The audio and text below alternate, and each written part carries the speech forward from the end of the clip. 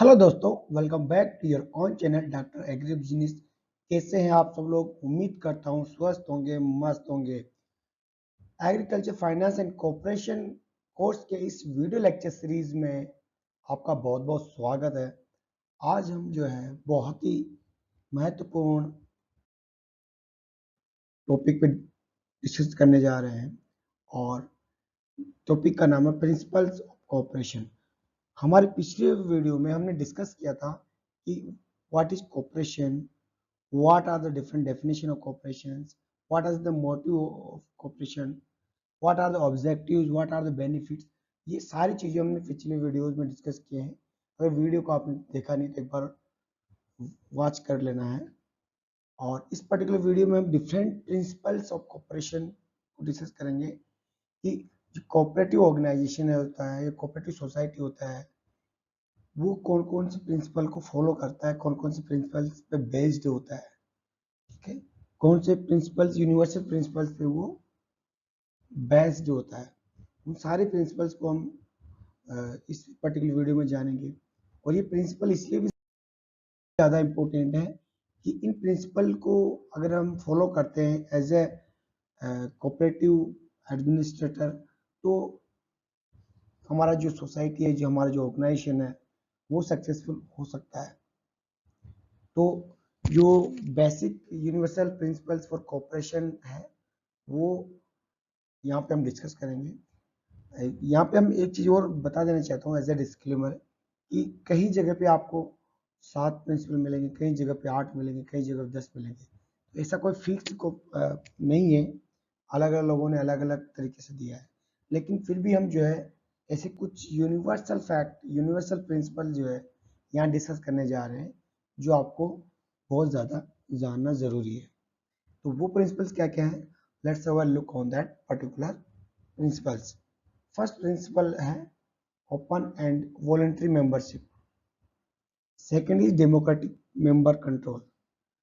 Third one is member economic participation, autonomy and independence, education, training and information, cooperation among cooperatives and concern for community। तो ये अलग अलग होता है, इसने अलग अलग लैंग्वेज में अलग अलग नंबर्स दिए हैं। तो हम कुछ बेसिक और कॉमन जो प्रिंसिपल्स है वो डिस्कस करेंगे यहाँ पे, वन बाय वन डिस्कस करते हैं। चलिए पहला प्रिंसिपल ऑफ कॉपरेशन डिस्कस करते हैं। First principle of corporation is the principal of open and voluntary association. तो जो भी कोई कोऑपरेटिव ऑर्गेनाइजेशन होता है या कोऑपरेटिव सोसाइटीज होता है या कोई भी एनी टाइप ऑफ कोऑपरेटिव्स होती है, वो जो है उसका जो मेंबरशिप है वो open to everybody, open to all होता है, irrespective of any caste, irrespective of any religion, and irrespective of any social and political affiliation। ठीक है, तो यहाँ पे किसी तरह का डिस्क्रिप्शन नहीं होता है। Membership is open as well as voluntary होता है। कोई भी लोगों की इच्छा हो तो ज्वाइन करे, इच्छा हो तो ना ज्वाइन करे। किसी भी धर्म, किसी भी जाति, किसी भी कास्ट का आदमी उसको ज्वाइन कर सकता है। इसका मतलब क्या हुआ, there is no compulsion on anybody to join the cooperative. कोई किसी पर जबरदस्ती नहीं, इच्छा हो तो ज्वाइन करे, अपने बेनिफिट के लिए ज्वाइन करे। ठीक है, उसके अलावा once an individual join as a member there is no compulsion to continue such at any time he has every freedom to withdraw from the society. मतलब कहने का ये है कि अगर किसी ने सोसाइटी को ज्वाइन करना है या नहीं करना है उस पर डिपेंड करता है। कोई ज्वाइन कर लिया उसको बाद में छोड़ना चाहता है तो छोड़ भी सकता है। There is no compulsion to remain in the society. ठीक है, तो इसलिए कहते हैं कि principle of open and voluntary association is the backbone of the corporation या cooperative society.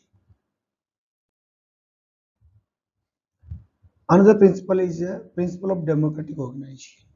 As we know that कि cooperative society are the organization of the people, by the people and for the people।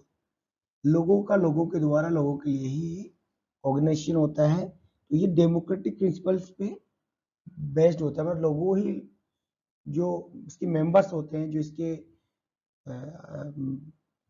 जुड़े लोग होते हैं, वही लोग इसको चलाते हैं, वही लोगों के लिए काम करता है।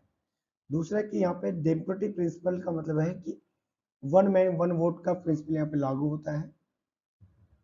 ठीक है, चाहे वो कितना भी बड़ा शेयर कैपिटल कंट्रीब्यूटर हो या कितना भी कम शेयर कैपिटल कंट्रीब्यूट किया हो, उसको एक आदमी तो एक ही वोट उसको मिलेगा डिसीजन मेकिंग में, या जो इलेक्टेड बोर्ड ऑफ मैनेजमेंट होता है। ठीक है, principle of service is another principle of this particular cooperative societies. So cooperatives main aim is to cater the needs of its member. तो जैसे हम जानते हैं कि जो भी कोऑपरेटिव सोसाइटी होता है, कोऑपरेटिव ऑर्गेनाइजेशन होता है, उसका मुख्य उद्देश्य है तो लोगों का भला करना, उसके मेंबर्स का भला करना, उनके मेंबर्स की सर्विस करना, न कि प्रॉफिट मेकिंग करना। तो बिजनेस ऑर्गेनाइज की तरह ये लोग प्रॉफिट कमाने पर ध्यान न देके सर्विस ओरिएंटेड होते हैं, रेदर देन प्रॉफिट ओरिएंटेड होते हैं। Spirit of service invoke loyalty among the member, और यही जो स्पिरिट ऑफ सर्विस है यही लोगों में लॉयल्टी पैदा करती है। Principle of self help and mutual help, ये सबसे बड़ा इसका एक ब्यूटी है कि जो fund of society are contributed by members of in the home share capital, जो इसका फंड होता है वो इसकी मेंबरशिप शेयर कैपिटल के तौर पे कंट्रीब्यूट करके इकट्ठा करते हैं। और उस, क्योंकि एज ए इंडिविजुअल मेंबर जो है उसके पास फंड नहीं होता है, वो फाइनेंशियली वीक होते हैं, तो सब लोग थोड़ा थोड़ा कलेक्ट करके दूसरी पार्टी को जो है वो बोरो कर सकते हैं, और society can borrow the required capital from the different financial institution at lower interest rate and offer the same to members for productive purposes. तो कहने का मतलब कि सोसाइटी क्या करता है, अपने मेंबर्स से जो है पैसा कलेक्ट करके अपने मेंबर्स को ही सस्ते रेट पे अवेलेबल करवाती है, या दूसरे जो फाइनेंशियल इंस्टीट्यूशन से वहाँ से हर लोन लेके अपने जो मेंबर्स है उनको अवेलेबल करवाता है, ताकि उनको फाइनेंशियली स्ट्रॉन्ग बनाया जा सके। अब ये सब चीज़ें सोसाइटी लेवल पे पॉसिबल है, बट इंडिविजुअल लेवल पे पॉसिबल नहीं है। एक इंडिविजुअल लेवल जो मेंबर है उसके पास इतना पैसा नहीं है। ठीक है, तो इसका मतलब क्या हुआ कि कोऑपरेटिव सोसाइटीज में क्या होता है कि principle of self help and mutual help can work for the welfare of the members. एक आदमी आपस में मदद करता है और आपस में मदद होने से उसकी खुद की मदद होती है। ठीक है, तो self help and mutual help is the motto of cooperatives.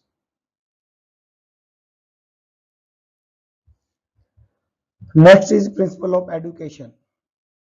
Cooperative society लोगों की सोसाइटी होती है, लोगों के लिए होता है, लोगों के फायदे के लिए होता है। तो अगर लोग पढ़े लिखे नहीं होंगे, लोग जानकार नहीं होंगे, लोग अवेयर नहीं होंगे, तो वो कोऑपरेटिव सोसाइटी अच्छे से नहीं चल सकती है, और उसमें कई तरह के करप्शन हो सकते हैं, बहुत तरह की मिस हैपनिंग हो सकती है। इसीलिए एजुकेशन जो कंपलसरी है, अगर उसमें मेंबर्स में एजुकेशन नहीं है तो उनको आप ट्रेनिंग दीजिए, अवेयरनेस प्रोग्राम चलाइए, एजुकेशन दीजिए, सो दैट मेंबर अवेयर हो सके। और जो उसके ऑफिस बिहेवियर है, एग्जीक्यूटिव्स है, उसके स्टाफ है, उसको भी आप प्रोफेशनल मैनेजमेंट ट्रेनिंग दीजिए, सो दैट कि वो अच्छे से रन कर सके। ये भी इसका इम्पोर्टेंट प्रिंसिपल ऑफ एजुकेशन है। Principle of thrift also important principle of cooperative societies. इसमें क्या होता है कि लोगों के बीच में जो है हैबिट टू सेव या सेविंग इन नेचर को बढ़ावा देने के लिए जो है उनको इंसेंटिव्स दिया जाता है। तो इसलिए कहा गया thrift and service are the part and parcel of the corporation. मतलब कि अगर जो अ, कम खर्च करता है, जो कम फंड में ज़्यादा रिटर्न्स देता है, जो अच्छे सर्विस देता है, या अपना खुद का विकास करता है, उसको अगली बार जो है लोन देने में, इसको क्रेडिट सेंक्शन करने में प्रायोरिटी देनी चाहिए। उससे क्योंकि वो मोटिवेट होंगे, इंसेंटिव्स उसको मिलेगा। This is the propensity to save among the members. Next principle is principle of distribution of profit and surpluses. जिससे हम जानते हैं कि कोऑपरेटिव सोसाइटीज या कोऑपरेटिव ऑर्गेनाइजेशन है जो लोगों के लिए काम करता है, लोगों के वेलफेयर के लिए काम करता है, सर्विस ओरिएंटेड होता है, प्रॉफिट ओरिएंटेड नहीं होता है। फिर भी वो मिनिमम प्रॉफिट मेकिंग पे काम करता है, और जो प्रॉफिट होता है उसका 25% एज ए रिजर्व फंड रखता है, और रिमेनिंग 75% जो प्रॉफिट उसके पास आता है उसको अपने मेंबर्स में वो जो है डिस्ट्रीब्यूट कर देता है as per the share capital contribution. ठीक है, इसने कितना कंट्रीब्यूट किया उसके हिसाब से 75% ऑफ टोटल प्रॉफिट वो लोगों में बांट देता है। And another principle is the principle of political and religious neutrality. Political and religious neutrality is the important function of cooperative societies. कि इसमें किसी धर्म का, इसमें किसी पॉलिटिकल पार्टी का कोई लेना देना नहीं होना चाहिए, इनसे कोई लेना देना नहीं होता है, तो ये इसकी एक स्ट्रेंथ है। ठीक है, the members of cooperative society should continuously work for growth of the society with harmony, integration and unbiasedness towards any religion and political party. The political and religious differences of members should be kept away for the smooth running of the cooperative society. कहने का मतलब क्या है कि अगर आपको cooperative society को चलाना है तो पॉलिटिकल और रिलीजियस न्यूट्रलिटी होनी चाहिए, रिलीजियस और पॉलिटिकल डिफरेंसेस को साइड में रख देना चाहिए, वो उसका इस पर असर नहीं होना चाहिए, तब जाके सक्सेसफुल रन हो सकता है। तो हमने देखा कि कुछ प्रिंसिपल्स ऑफ कोऑपरेशन देखा है। There now we have to discuss about the three maxims of cooperation. Three famous maxims of cooperation क्या है ये हम जान लेते हैं। तो आयरिश कोऑपरेटिव मूवमेंट के जो फाउंडर थे सर होरेस प्लंकेट साहब, उन्होंने थ्री फेमस मैगजिम्स दिए थे, मतलब ये कह सकते थ्री मेजर या फेमस मोटिव ऑब्जेक्टिव या प्रिंसिपल बोल सकते हो कॉपरेशन के, वो उन्होंने दिए थे। उनके हिसाब से तीन मैगजिम्स हैं, थ्री प्रिंसिपल, थ्री ऑब्जेक्टिव या मोटिव इसका कोऑपरेटिव का होता है। थ्री मैगजिम्स क्या क्या है? First is the better farming. इसका क्या मतलब है? It means helping the farmers to realise better production in the farm business through adoption of required technology.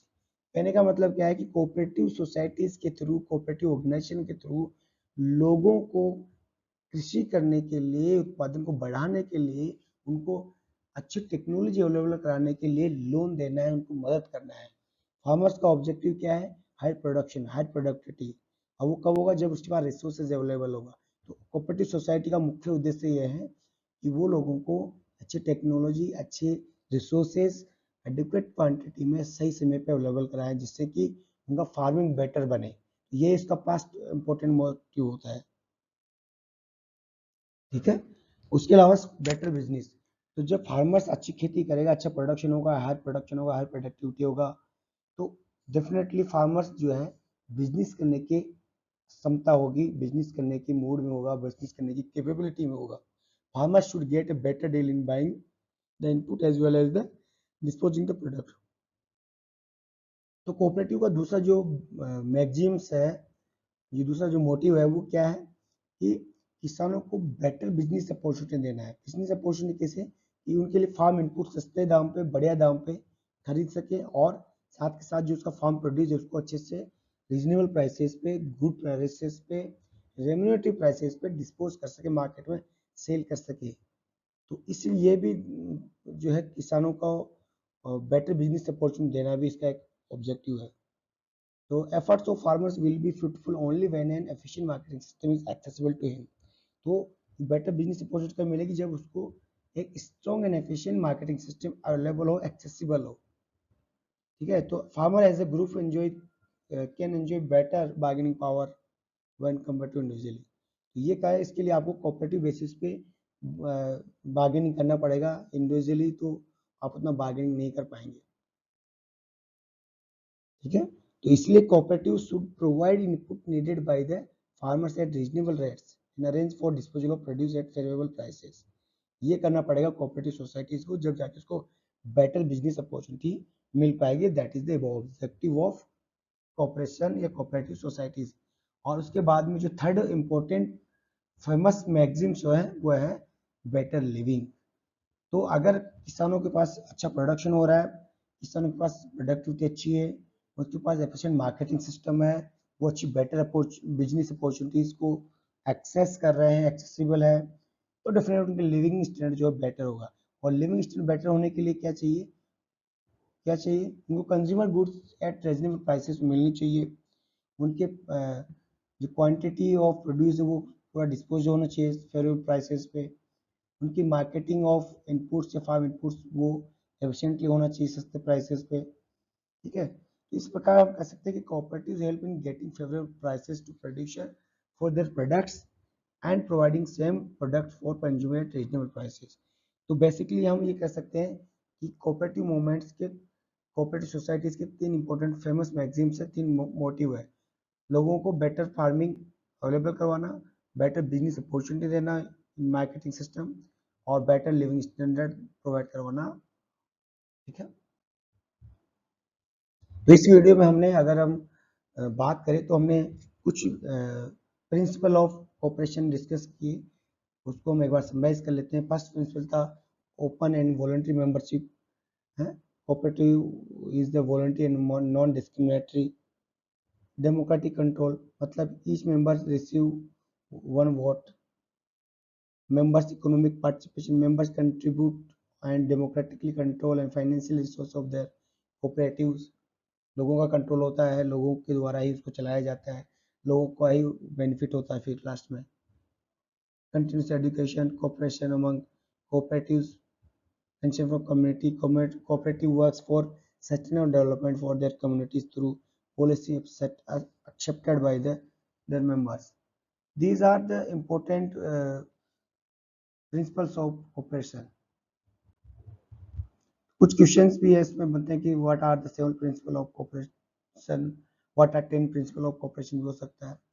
What are ये भी पूछ सकता है कि what is the principle of thrift क्या है, प्रिंसिपल ऑफ एडुकेशन क्या है, प्रिंसिपल ऑफ पॉलिटिकल न्यूट्रलिटी क्या है। ये सब आपको पता होना चाहिए, ये सब एग्जाम में पूछा जाता है। तो this is all about the principle of cooperative societies, and thanks you for watching this video। thank you for being with Dr. Agrobusiness। अगर वीडियो अच्छा लगा हो, नॉलेजेबल लगा हो, नॉलेजफुल लगा हो, इंफॉर्मेटिव लगा हो तो वीडियो को लाइक करना ना भूलें, दोस्तों के साथ शेयर करें और चैनल को अगर सब्सक्राइब नहीं किया हो तो चैनल को सब्सक्राइब करें और बने रहिए डॉक्टर अग्रबिजनेस के साथ। मिलते हैं अगले वीडियो में नए टॉपिक के साथ। नमस्कार।